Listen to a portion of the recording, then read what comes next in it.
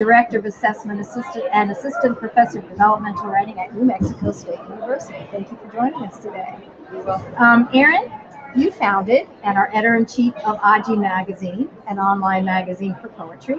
And in your editor's welcome for the spring 2015 issue, you wrote, quote, "It is a privilege and a pleasure to offer these pages to an audience of readers civilized enough to accept difference, to strive to understand the experiences of the other, and to celebrate our human right to say and portray what we think, perceive, and experience without fear."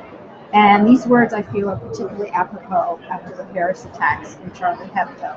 So talk about how poetry or literature can be a voice of advocacy, and how you and your fellow artists are comfortable pushing the envelope.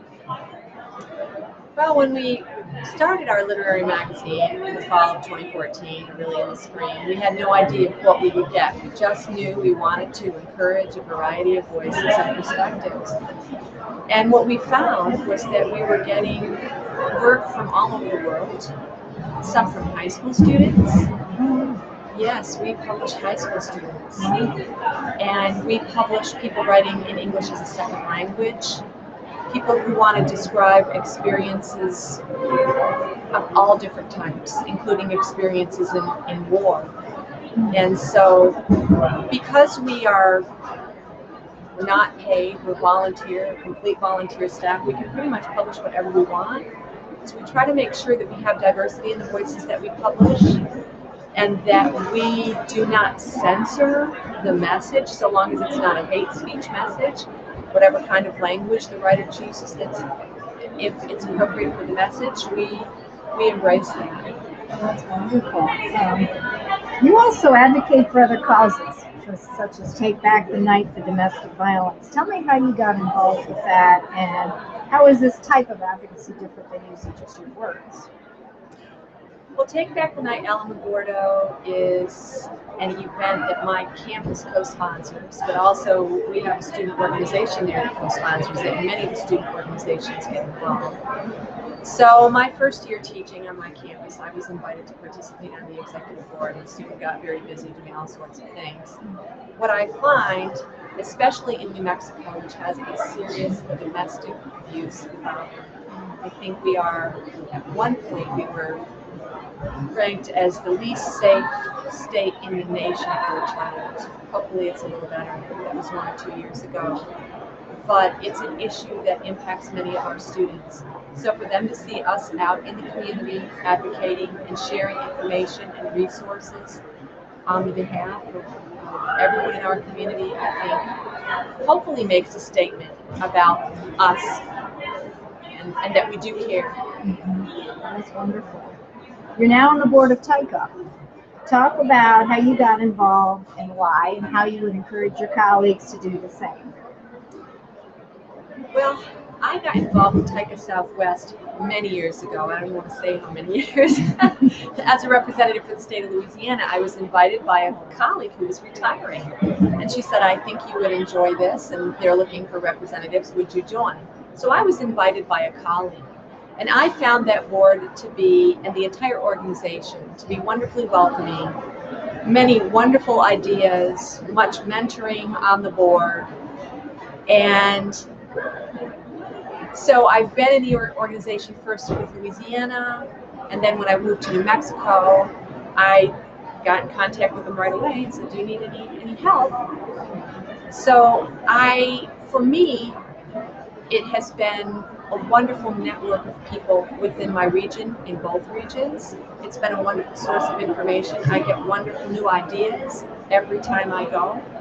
And I would encourage any professional in our field to get involved with NCTE or whatever regional affiliate, because I know that they will meet caring, competent professionals who will put them in touch with the resources that they need to do this difficult thing that we do, that we love to do. Tell me about the issues that you hope to address, or you have addressed, either one. Well, currently, right now, New Mexico is a park state. We're a leading governor state. So I'm interested in issues of assessment. I was just reading the NCTE formative assessment policy position statement. I'm hoping that I can get some of my colleagues in the state.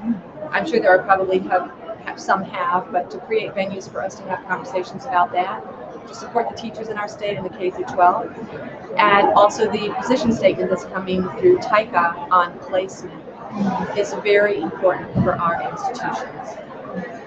Because we know that the placement tests that we are currently using and are thinking about using, which would be PAR, are not going to be perfect ways of knowing. And having read the position statement, I'm very excited about the alternatives that it presents to us that we can have conversations about, hopefully in the better interest of our students. Okay. You are NCTE's Higher Education Policy Analyst for New Mexico. And why did you choose this role, and how have you enjoyed it? Would you encourage your colleagues to be a policy analyst? Well, I heard about this opportunity when it was first started in 2013 through the TICA rep who had come down to our TICA regional conference. And she asked if anyone would want to volunteer. And from what she was telling me, I thought it would be a good opportunity to get to learn more about what's going on in my state and other states as well. And that's exactly what being a policy analyst has done for me. I've researched topics I probably wouldn't have gone looking for information on otherwise, and learned a great deal about what's going on at the state level, but also in other institutions in my state. But also I've become more aware of how what's happening in my state is often happening in other states, and how people are handling those things, because I think in some states handling them better than in others. So it's good not to have to reinvent the wheel. So I think that for teachers at all levels everywhere, it's very good to be plugged into the resources that we can use in the conversations that we have. It's true. Well, you've written a variety of reports, and I did cite your article about students protesting PARC in my opt-out blog. Talk about your perception of the opt-out movement and standardized test. I think the opt-out movement shows the incredible courage, but also the frustration of students, parents, and teachers with the standardized test that is imposed on them externally. And even though some of the educators that I talk to within my state would maintain that it's not externally imposed, what I would say to them is the best practice position in our field is that formative assessment would be a better way. An incredible amount of resource is being spent on the standardized test in my state. And I know from my practice and from my research and from reading NCTE statements that it's not the best way to know what a student knows. There are other ways. And if we really want to help students achieve, then we're going to have to be willing to spend some of those dollars in ways that help students learn, as opposed to teaching them the test. So in New Mexico, there's pushback against opt-out. There is a statement online from some group that it's against the law, it's against federal law, every student must take the test, no one can graduate without taking the test. So that conversation continues to evolve in the state of New Mexico. The more unified educators are, the more informed we are, the more likely we will be in terms of leveraging an alternative for students who would prefer not to take the test, and also for teachers who don't want to spend all of their time. I think there has been some positive impact in that the state is taking a step back on using the test scores as 50% of a teacher's evaluation. Yes. Which makes no sense at all. Interesting. Yes. You also wrote about educator equity in New Mexico, one of the tenets of the 2015 Education Policy Platform. Talk about this issue from your perspective. Well, in New Mexico, we know that our education issue is to a large degree a poverty issue. And we have, so in our state, educator equity would allow students in, at-risk students and students in lower income areas of the state to have access to higher quality education. And so we need to be sure that all educators have every opportunity to professionally develop, that we hire the best. Currently, we're losing teachers. I think the Albuquerque Public Schools had a teacher shortage this coming year, and I think that the steps that New Mexico took last year, in my policy analysis, I wrote that apparently the state believes that their teacher evaluation system will assure equity, but it doesn't seem that the teachers would agree. So the teacher union are urging NMPED to include teachers in decision making and to understand that impoverished students are not going to be ideally educable students, and that they should work with us in addressing the critical needs of the state.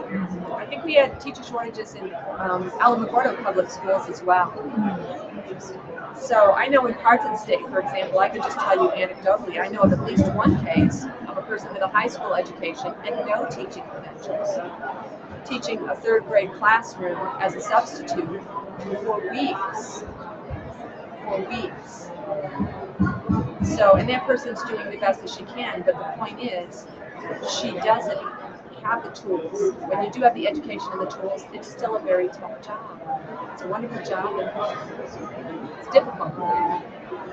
So what advice would you give your colleagues to either get involved beyond teaching or in advocating for issues they care about? Well, I hear pretty much everywhere I go, people are swamped. And I think that's part of the battle, too swamped. So we need to connect with each other. And in New Mexico right now, for example, there's a listserv that's been started for educators around the state. And I think that people need to get connected. They need to get connected with their regional affiliates, which will connect them with the national organizations. And even if they can't get to the conferences, there's a wealth of information available online. But also, I think conversations colleague to colleague in the regional conferences are very effective in helping people find strategies for dealing with whatever it is that they're trying to improve or address. All right, well, thank you so much, Erin, for meeting with us today. We really appreciate it. Thank you. Hey,